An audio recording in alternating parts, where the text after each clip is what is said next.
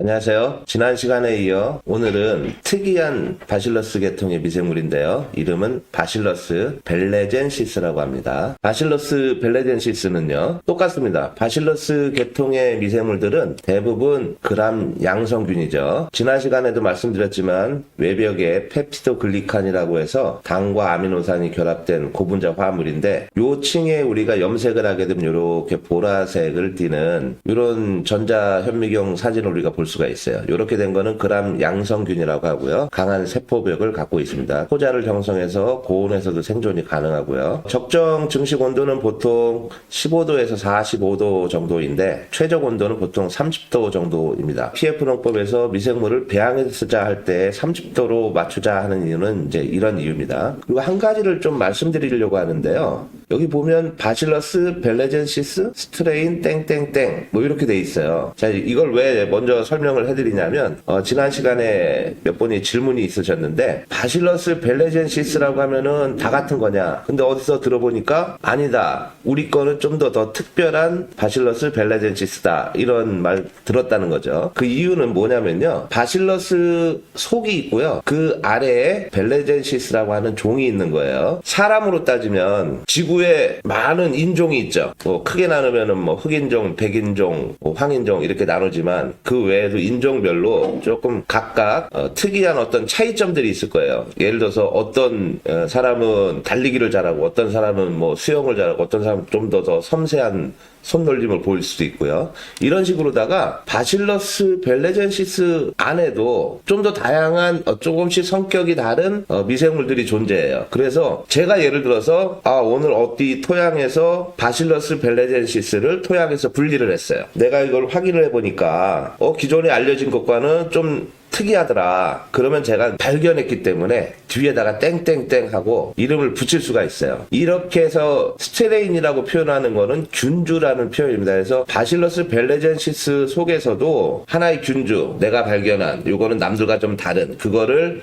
구분하기 위해서 이렇게 적는 거죠. 그래서 요거를 스트레인 땡땡땡 이렇게 하는 겁니다. 바실러스 벨레젠시스를 제가 설명을 하고 있지만 상대방의 회사 제품이 그 어떤 바실러스 벨레젠시스를 썼다고 해서 그게 좋은 거냐 나쁜 거냐 본인들만 알겠죠. 우리는 알 수가 없습니다. 바실러스 중에 가장 대표적인 게 제가 서브틸리스라 그랬어요. 벨레젠시스와 서브틸리스는 그러면 어떤 차이가 있는가, 이제 그걸 한번 보겠습니다. 둘 다 항균 물질을 만들어내요. 근데 보니까 이투린, 펑기신, 서펙틴 똑같네요. 서브틸리스는 바실러스에서 가장 대표적인 거라고 했는데, 그 이유가 이 바실러스 서브틸리스가 처음에 발견된 게 1835년으로 알려져 있어요. 그게 기록에 남아 있습니다. 그래서 한 1870년대쯤에 바실러스 서브틸리스라고 이제 공식적으로 이제 얘기가 됐는데, 벨레젠시스는 2005년 정도에 벨레젠시스라고 알려진 거예요. 여기 보면 최근에 별도의 종으로 인식되기 시작했다. 서브틸리스가 토양과 식물의 부근에서 서식하며, 뭐 식물의 부근이라는 건 뿌리 주변이겠죠. 환경 내 미생물 경쟁에서 유리한 여러 가지 특성을 나타내는데, 벨레젠시스는 뭐 비슷하긴 하지만 좀 달라요. 식물 뿌리와의 상호작용 에 특화된 특성이 있는데, 병원체 억제를 위한 생물학적 방제제, 살균제라고 생각하시면 돼요. 그 기능이 무지하게 좋습니다. 항균 물질이 똑같이 이렇게 나오는데 왜 얘가 더 좋을까요? 이유가 이걸 더 많이 분비해요. 이 성분 자체가 다르다라는 게 아니라 같은 성분이긴 하지만 벨레젠시스는 특히나 이런 항균 물질을 분비하는 게 아주 뛰어납니다. 그래서 최근에 이 바실러스 벨레젠시스를 가지고 이거는 생물학적으로 살균제로서 아주 큰 역할을 할 것 같다라고 해서 화학 농약을 대체하는 수 있다, 이렇게 주목하고 있습니다. 또 역할 한번 볼게요. 서브틸리스는 저번 시간에 말씀드렸지만 다양한 항생제와 효소, 단백질 분해에서 탄수화물, 지방, 이런 분해 효소가 분비가 되고요. 미생물 간 경쟁에서 이제 우위를 점할 수가 있어요. 그리고 서브틸리스에서도 균주가 좀 다른 거, 조금씩 다르다 그랬죠, 제가. 일부 균주에서는 식물과의 상호작용에서 내병성을 유도한다. 이 내병성 제가 말씀드렸죠. VOC라고 해서 휘발성 유기화합물을 통해서 이제 면역 체계를 이제 보강해주는 그런 역할을 서브틸리스가 하는데, 벨레젠시스의 가장 큰 특징은 식물 병원체를 직접적으로 저해시킵니다. 직접적으로 죽일 수 있다는 거예요. 그게 왜냐? 이런 항균 물질을 많이 얘가 분비를 하기 때문에 그래요. 그리고 그 외에도 식물의 면역 체계를 활성시켜주는 그런 일반적인 바실러스 계통의 미생물들이 하는 역할도 해줍니다. 바실러스 벨레젠시스 한번 제가 정리를 해봤어요. 항균 물질을 생산을 해서 화학 농약을 대체한다. 아마 이게 요즘 이 벨레젠시스를 가장 핫하게 만든 이유일 것 같아요. 대부분의 미생물 회사들이 요즘 이 벨레젠시스를 가지고 뭐 어떤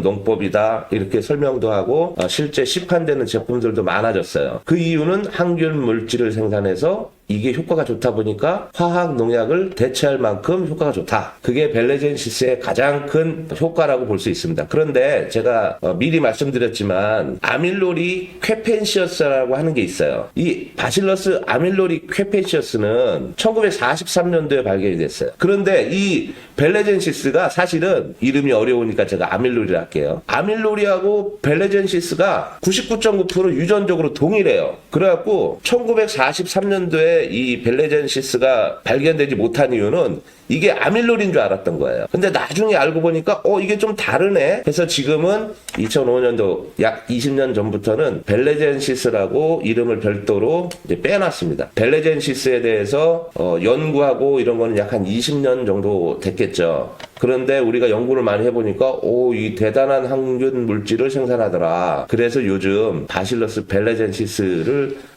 많이 사용하고 있습니다. 우리 PF농법에서는 바실러스 벨레젠시스를 사용을 하는데요. PF 3번에 제가 넣어놨어요. 1번에도 있습니다. 근데 이 벨레젠시스도 PF농법에서는 그람당 1000억 마리로 만들어서 사용하고 있습니다. 아마도 어떤 국내 제품은 그람당 한 1억 마리 정도 가지고 배양해서 쓰는 그런 형태도 있는 걸로 알고 있는데 TF농법에서 사용하는 바실러스 벨레젠시스는 그람당 1000억 마리로 만들어서 사용하고 있고요. 지난 시간에 말씀드린 바실러스 서브틸리스, 바실러스 리체니포미스와 함께 바실러스 벨레젠시스도 이 세 가지는 공통적으로 그람당 1000억 마리를 저희가 사용하고 있습니다. PF농법은 미생물을 왕창 쓰자예요. 왕창 써야 효과가 나와요. 그건 너무나 당연한 이치인 거예요. 또 한 가지는 어떤 미생물들을 조합해서 쓸 것이냐. 주로 바실러스 계통의 미생물을 PF농법에서 사용하는 이유, 지금 그거를 하나씩 설명해 드리고 있는 과정입니다. 다음 시간에는 또 다른 미생물을 소개하도록 하겠습니다. 감사합니다.